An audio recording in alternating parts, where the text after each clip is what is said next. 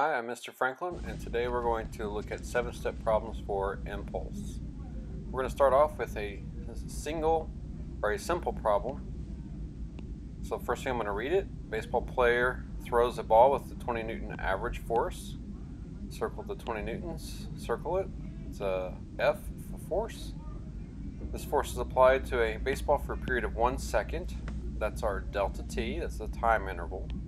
What is the magnitude of the impulse for this throw?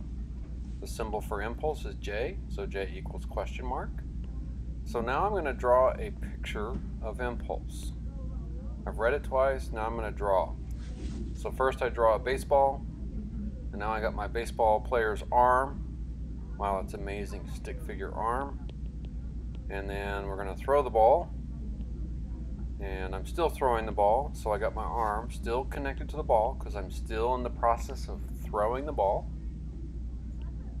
And then I'm going to have this time interval, because this is how long it takes me to put a force on this ball, and this force is 20 newtons, and it takes me 1 second to throw the ball, 1 second before I let go of the ball. And so I've drawn it and I've labeled it. So now here's my givens: force of 20 newtons, delta T of 1 second. My unknown is impulse, which is the letter J, equals question mark. My equation, if you look on your yellow sheet, is J equals force times delta T. So it's pretty simple. We're going to substitute 20 newtons, put it in parentheses, 1 second, parentheses, multiply those together, and we get 20 newtons times seconds. Okay? So now we're going to take a look at it. So you've got some practice problems to work on for this type of problem, but now we're going to look at a multi-part problem, which you have an example in your packet. Okay, so we have a 1,500 kilogram car is traveling at 30 meters per second. The driver of the car sees a child in the road and slams on the brakes. Okay, so now we're circling 1,500 kilograms, that's a mass. 30 meters per second is a velocity. The car stops, so that's a velocity, in 3.2 seconds, and that is a time. So my velocity, the first one was v1 and the second one was v2. And now I go to my question: what is the average force and what is the impulse? I'm going to draw my picture. So mass of the car is 1,500 kilograms, and it is moving at an initial velocity of 30 meters per second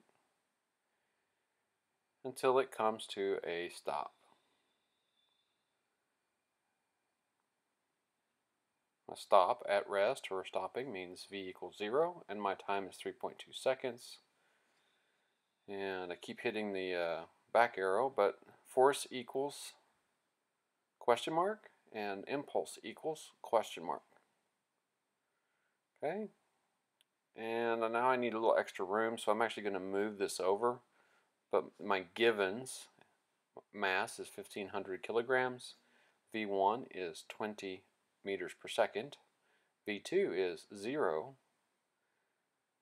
time is 3.2 seconds, and now we're going to list our unknowns. So that's our givens. Now here's our unknown. Force equals question mark, J equals question mark, and now the equation. Force equals mass times acceleration. Why am I using that? Because with two velocities and a time, I know that I'm going to have to go and do another equation and calculate my acceleration. So acceleration equals delta V over delta T, which is v2 minus v1 divided by time. So 0 minus 30 divided by 3.2. Plug it in my calculator, and I'm going to get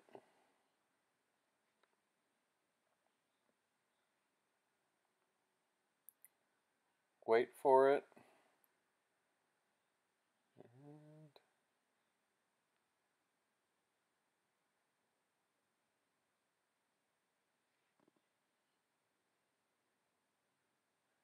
And I'm going to get 9.38 meters per second squared. So 9.38 meters per second squared.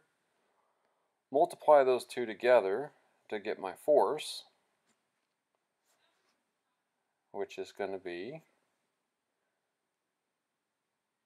1500 times 9.38, which is 14,002.5 newtons. So that's actually the answer letter A. And now the answer letter B, impulse is force times time.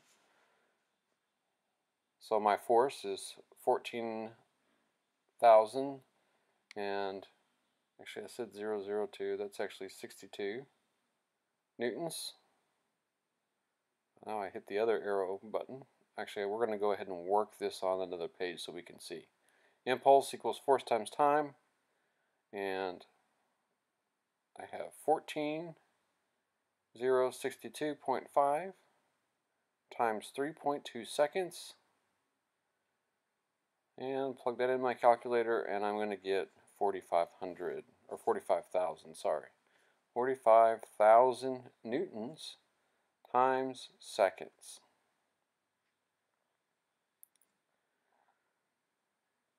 Okay, so pretty involved because we had to calculate mass, or we had to look at mass, and we had to go to force, and then we had to find our acceleration.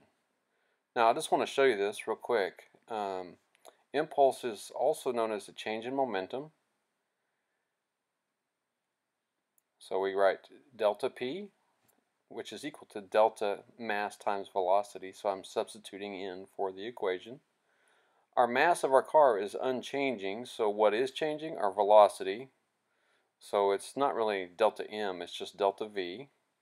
If I multiply that out, okay, distributive property from math, so mass times V2 minus mass times V1, 1500 times 30 meters per second minus 1500 times 0, and actually I've got my V2 and V1 switched, but in the end what I get is 45, I'm off by a 0 on my answer, but it's 45,000 kilograms times meters per second. Yeah, there we go, I fixed it. 45,000 kilograms times meters per second. So what that's saying is impulse and change in momentum are the same thing. So force is, the derived unit is Newton, but we start with kilograms times meters per second squared. They're the same thing. So if I take newtons times seconds and I change newtons to the kilograms times meters per second squared and I multiply it times seconds, my result is the momentum units. So newtons times seconds is the same thing as far as units are concerned.